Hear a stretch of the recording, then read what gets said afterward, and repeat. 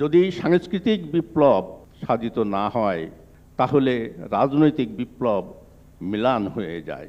মৌলিক রচনাবলী প্রকাশের জন্য যে ধরনের উপায় উপকরণ থাকা দরকার সেটা আমাদের ছিল না। বিভিন্ন জায়গা থেকে সংগ্রহ করে তারপরে এটা করা হয়েছে।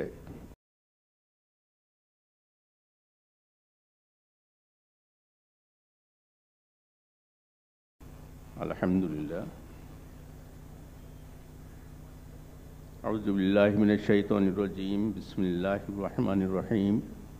হাসবুনাল্লাহু নি'মাল ওয়াকিল, নি'মাল মাওলা ওয়া নি'মান নাসির। শ্রদ্ধেয় সভাপতি, প্রধান অতিথি, বিশেষ অতিথিবৃন্দ এবং উপবিষ্ট মল্লিক ভক্তবৃন্দ, আসসালামু আলাইকুম ওয়া রাহমাতুল্লাহি ওয়া বারাকাতুহু। কবি মতিউর রহমান মল্লিক আমার শুধু বন্ধুই ছিলেন না, আমরা একসাথে ৮০-র দশকে সাহিত্য সাংস্কৃতিক আন্দোলনের যে ধারা তৈরি হয়েছিল এবং পট পরিবর্তন হয়েছিল,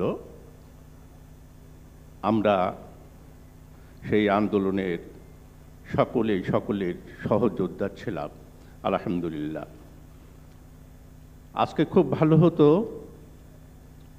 যদি কবি আসাদ বিন হাফিজ এখানে থাকতে পারতেন। মহান রাব্বুল আলামিন যদি আর কিছুটা সময় তাকে দিতেন তাহলে এই যে মল্লিক রচনাবলীর ষষ্ঠ খণ্ড উনি এক খণ্ড দেখে যেতে পেরেছিলেন, ৫ খণ্ড আর দেখতে পারেননি বলে বড় আফসোস নিয়ে উনি চলে গেছেন। আমরা কবি আসাদ বিন হাফিজের রুহের মাগফিরাত কামনা করি এবং তার জন্যে জান্নাত কামনা করি। কবি মতিউর রহমান মল্লিক আমাদের আবেগের বিষয়, আমাদের প্রেরণার বিষয় এবং ইসলামী সাহিত্য ও সংস্কৃতির অসাধারণ এক সিপাহসালার, পায়োনিয়ার। যে কারণে ৮০-র দশকে সেই উত্তাল সময়ে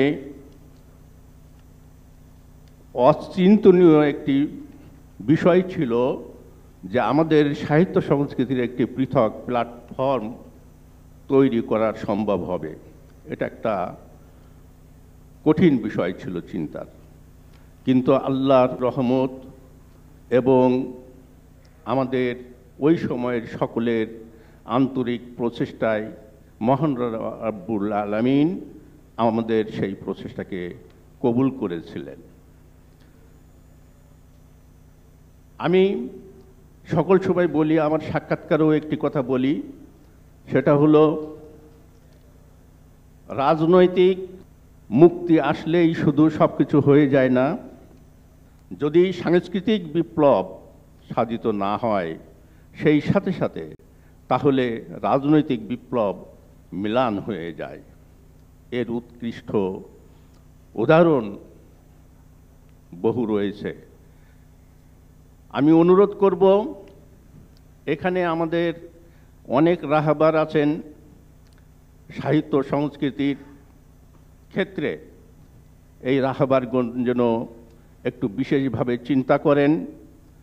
মৌলিক রচনাবলী প্রকাশের জন্য যে ধরনের উপায় উপকরণ থাকা দরকার সেটা আমাদের ছিল না।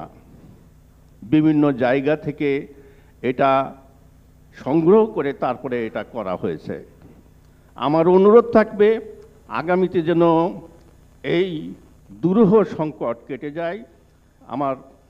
আমাদের রাহবার যারা আছেন তাদের প্রতি বিশেষ অনুরোধ, আমাদের এমন প্রতিষ্ঠান অন্তত করা দরকার যেখান থেকে স্বচ্ছন্দভাবে সাবলীলভাবে এই সমস্ত রচনাবলী সহ আরও যে বড় বড় কাজগুলো করা যায় সেই ব্যবস্থা করবে। সবাইকে অনেক ধন্যবাদ। আপনারা সবাই ভালো থাকুন, সুস্থ থাকুন। মল্লিক ভাইয়ের জন্য সবাই দোয়া করবেন, আমাদের জন্য দোয়া করবেন। আমরা যে কয়জন বেঁচে আছি, আল্লাহ আর কয়দিন রাখবেন আমি জানি না, একটু দোয়ায় শামিল রাখবেন। আসসালামু আলাইকুম ওয়া রাহমাতুল্লাহি ওয়া বারাকাতুহু।